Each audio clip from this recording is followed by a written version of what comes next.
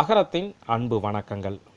இந்த வீடியோவில் தேவரடியால் என்ற புனிதமானவர்கள் எப்படி நம் சமூகத்தாலும் ஆண் ஆதிக்கத்தாலும் தேவடியால் என இழிவுபடுத்தப்பட்டார்கள் என்பதை தான் பார்க்க போகிறோம்.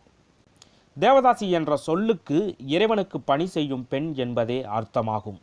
இதுதான் நம்முடைய தமிழில் தேவரடியால் என்பது நடைமுறை வழக்கில் தேவடியால் என வந்தது. தேவதாசி பெண்கள் உண்மையிலேயே கலையரசிகள் என்றுதான் சொல்ல வேண்டும். ஓவியம், நாட்டியம் போன்ற கலைகளில் இவர்கள் பெற்றிருந்த தேர்ச்சி, அர்ப்பணிப்பு, இக்கலைகளுக்கு இவர்கள் ஆற்றிய தொண்டுகள் வேறு எவருமே கற்பனைகளில் கூட தொட முடியாது. இந்த தேவதாசிகள் கடவுளின் சன்னதியில் நடனமாடுவது என்பது முனிவர்களுடைய தவத்திற்கு சமமானது. அதேபோல புராணங்களோ தேவதாசிகள் இந்திரனுடைய மகனான ஜெயந்தனை காதலித்ததன் விளைவாக மனித பெண்ணாக பூமியில் பிறந்த ஊர்வசியுடைய வாரிசுகள் என்றே புராணங்கள் கூறுகின்றன. இவர்கள் கலைக்கு ஆற்றிய தொண்டிற்கு விலை மதிப்பு என்பதே கிடையாது. நம்முடைய இலக்கியத்தில் இவர்களை தளிச்சேரி பெண்கள், பதிலியால், மாணிக்கம் என்றெல்லாம் பெயரிட்டு அழைக்கிறார்கள். சைவ ஆகமங்களில் இவர்களை சிவனின் அடியார்கள் என பெருமைப்படுத்தி ருத்திர கணிகை என்ற சிறப்பு பெயரை இவர்களுக்கு தருகிறது. இந்த ருத்திர கணிகையர் என்ற சொல்லக்கூடிய தேவரடியாள்கள் கால் சுண்டு விரலிலிருந்து தலைமுடியின் நுனி வரை இளமை பொருந்தியவராகவே இருப்பார்கள். நடைமுறையில் மென்மை, நடத்தையில் மேன்மை, உடலில் தூய்மை கொண்டு வெண் மலர்களை தலையில் சூடிய சந்தன மலர்களாக தோற்றமளிப்பார்கள். பேராசை, கபடம், வஞ்சகம் என்பதெல்லாம் அவர்களை கண்டாலே மண்டியிட்டு வழிவிடும் என்று ஆகமங்கள் கூறுகின்றன. பதிலியால் என்று சொல்லக்கூடிய தேவதாசி பெண்கள் மலம், மூத்திரம், வியர்வை ஆகிய அசுத்தங்கள் நிறைந்த மனிதர்களை கணவனாக கைப்பிடிக்காமல் பரமனுக்கே தன்னை முழுமையாக அர்ப்பணித்தவர்கள் ஆவார்கள்.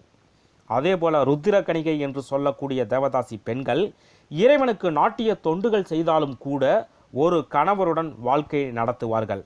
இன்றளவும் தேவதாசி பெண்கள் என்றால் அவர்கள் இசை வேளாளர்கள் என்ற ஜாதியை சேர்ந்தவர்கள் மட்டுமே என்ற கருத்து நிலவி வருகிறது. அது முற்றிலும் தவறான கருத்தாகும். தேவதாசிகள் அந்தன பெண்கள் தொடங்கி அனைத்து ஜாதி பெண்களும் தேவதாசிகளாக இருந்தார்கள் என்பதே நிதர்சனமான உண்மை. நம் நாட்டில் பிறகு வந்த சமூக பிரச்சனையால் இறைவனுக்கு தொண்டாற்றிய, இறைவனுக்காகவே வாழ்ந்த, இறைவனே தன் மணாளன் என்று தன்னையே இறைவனுக்காக அர்ப்பணித்த இந்த தேவதாசிகள் பல கொடுமைக்கும் பல இன்னல்களுக்கும் ஆளாயினர். ஒரு தேவதாசிக்கு பிறந்த ஒரு பெண் குழந்தை தேவதாசியாகத்தான் இருக்க வேண்டும் என்ற சமூக கட்டாயம் பிற்காலத்திலேயே தோன்றியது.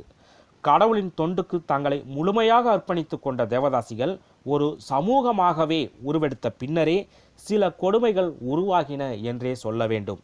ஆலய பணி மட்டுமே செய்து வந்த அவர்களிடம் இறைவனும் மன்னனும் ஒன்று என கூறி அவர்களை ராஜசபைகளில் நடனமாட செய்வதும் ராஜதாசிகளாகவும் மாற்றினார்கள் இந்த ஆணாதிக்க சமூகத்தினர். மன்னர்களுடைய தாசியாக மாற்றப்பட்டதன் விளைவு அவர்கள் விபச்சாரியாக்கப்பட்டார்கள் என்பதே நிதர்சனமான உண்மை. ஆரம்ப காலகட்டத்தில் ஒரு கோவிலுக்கு பெற்றோர்களே தன் பெண் குழந்தைகளை தேவதாசிகளாக அர்ப்பணித்தார்கள். பிறகு காலம் செல்ல செல்ல தன் மகளை அர்ப்பணிப்பதற்கு பதிலாக ஏழை பெண்களை விலைக்கு வாங்கி கோவிலுக்கு தேவதாசியாக அர்ப்பணித்தார்கள். ஏதோ வேண்டுதல் போல.